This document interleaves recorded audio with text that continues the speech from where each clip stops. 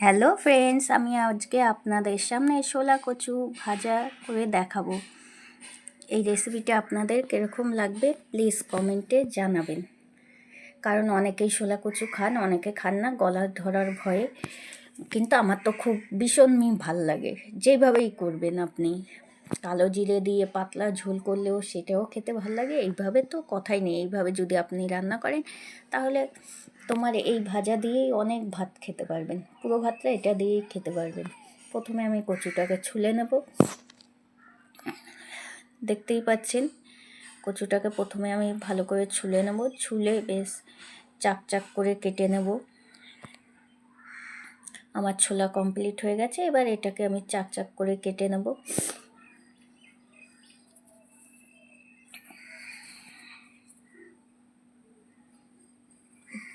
দেখতেই পাচ্ছেন এইভাবে আপনারা ভেজে খাবেন, দেখবেন খুবই ভাল লাগে। অনেকে হয়তো খেয়েওছেন আর অনেকে খাননি, অনেকে ইলিশ মাছ দিয়ে খান, খুবই ভাল লাগে। আমার কাটা কমপ্লিট হয়ে গেছে। এবার এটাকে আমি জল আর সামান্য হলুদ আর লবণ দিয়ে ভালো করে, একটু ভালো করে বলতে হালকা যাতে সেদ্ধ হয় সেইভাবে আমি এটাকে সেদ্ধ করে নেব। দেখতেই পাচ্ছেন জল দিয়ে দিয়েছি কড়াইতে, লবণ দিলাম, এবার হালকা একটু হলুদ দিয়ে দেবো। হলুদ দেওয়ার পর কচুটাকে আমি এর মধ্যে ঢেলে দেবো, তারপরে একটু ঢেকে দেবো। কচুগুলো দিয়ে ঢেকে দিলে দেখতে পাবেন হালকা সেদ্ধ হলেই এটাকে আমি নামিয়ে নেব। আপনারা কে কে খেয়েছেন এই কচু ভাজা সে প্লিজ কমেন্টে জানাবেন। কচুগুলো এবার আমি দিয়ে দেব। দেখতেই পাচ্ছেন কচুগুলো দেওয়ার পরে এটাকে নেড়ে চেড়ে একটু ঢেকে দিতে হবে, না হলে সব কচুর মধ্যে লবণ আর হলুদটা বসবে না। হলুদটা দিলে ভাজার সময় ভালো হয়, না হলে সাদা সাদা ভাজাটা হবে। শুধু লবণটা দিয়ে দিলে, এর জন্য হালকা একটু হলুদ দিয়ে দিলাম।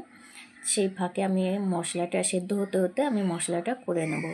এর মধ্যে অনেকে সর্ষে পেঁয়াজ বাটাও দিতে পারে। আমি আজকে করব ডিমের ঝোল করব বলে ডিমের মশলাটাই এটার মধ্যে দিয়ে নেব। এর জন্য আদা রসুন পেস্ট করছি, সেই পেস্টেই ওটার মধ্যে দিয়ে দেবো অল্প করে।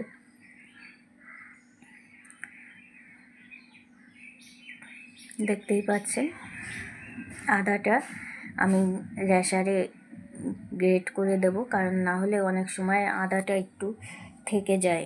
যতই গ্রাইন্ডারে পিষুন না কেন হালকা একটু দানা দানা টাইপের থেকে যায়, এর জন্য আমি র্যাশারে ওটাকে গ্রেট করে তারপরে দিই। পেঁয়াজ দিয়ে দিলাম, টমেটো দিয়ে দেবো একটা, ব্যাস।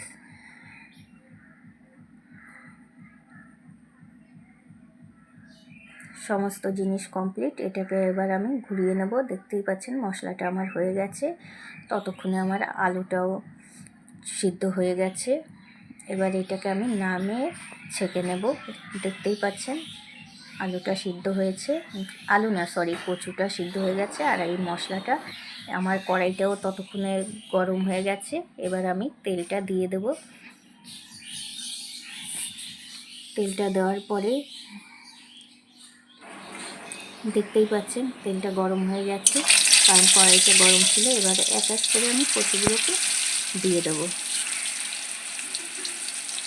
কচুটা ভেজে নিচ্ছি, কারণ কচুটা হালকা না ভেজে নিলে হবে না। মশলায় দিলে তখন হয়তো আদা একটু সেদ্ধ সেদ্ধ মনে হবে, এর জন্য আমি কচুটাকে ভেজে নিচ্ছি। দেখতেই পাচ্ছেন আমার কচু ভাজা হয়ে গেছে। কচুগুলোকে এবার হাতের ওপর নামিয়ে নেব। এইরকমই এক এক করে সমস্ত কচুগুলো আমি ভেজে নিলাম। এবার কড়াইতে আমি পেঁয়াজ ফোড়ন দিলাম, পেঁয়াজটাকে হালকা ভেজে নেব নেড়ে চেড়ে। পেঁয়াজটা আমার হালকা ভাজা হয়ে গেছে, এর মধ্যে এবার দিয়ে দেবো সেই পেস্ট, আদা পেঁয়াজ লঙ্কা আর হচ্ছে একটু টমেটো পেস্ট করে দিয়ে দিলাম। এবার একটু হলুদ দেবো, ধনের গুঁড়ো 1 চামচ, ধনের গুঁড়ো 1 চামচ, জিরের গুঁড়ো দিয়ে দিলাম। আর সব থেকে হাসির কথা হলো আমি এর মধ্যে লঙ্কা গুঁড়োই দিতে ভুলে গেছি। লাস্ট ফিনিশিং আমার মনে পড়ছে, হ্যাঁ লঙ্কার গুঁড়ো তো আমি দিইনি। দেখতেই পাচ্ছি আমি আস্তে উপরে ওটাকে নেড়ে নিচ্ছি। এবার দিয়ে দেবো লঙ্কার গুঁড়োর কথা মনে পড়াতে লঙ্কার গুঁড়োটা এখন অ্যাড করে দিলাম, আর হালকা একটু চিনি দিয়ে দিলাম। সমস্ত রান্নায় হালকা সামান্য পরিমাণে একটু চিনি দেবেন, দেখবেন তরকারির কালারটাও দেখবেন আর খাওয়ার একটা টেস্টই আলাদা থাকে। হালকা পরিমাণে একটু যদি চিনির গুঁড়ো দেওয়া হয়। দেখতেই পাচ্ছেন আমি কিন্তু পরে লঙ্কার গুঁড়োটা অ্যাড করেছি, লঙ্কাটা আমি ভুলেই গেছিলাম। এবার আমার মশলাটাকে নেড়ে চেড়ে নিচ্ছি, টাইমও লাগবে না, মশলাটা কষে এসছে। দেখেন পুরোপুরি মশলাটা আমার কষানো হয়ে গেছে। এবারে আমি কচুগুলোকে আস্তের উপরে ওখানে ঢেলে দেবো। ব্যাস, এবার হালকার উপরে নেড়ে চেড়ে নিতে হবে, নাহলে কচুগুলো সব ভেঙে যাবে। কারণ একটু হয়তো বেশি সিদ্ধ হয়ে গেছে, আর একটু হালকা করতে হতো। আর এটা হতে হতেও মশলাটা গায়ে ঢুকতে ঢুকতে আর একটু সেদ্ধ হয়ে যাবে, এর জন্য হালকা করে নেড়ে নিতে হবে। হালকা করে নেড়ে নিয়ে তারপর সামান্য একটু ঢেকে দিলে হয়ে যাবে।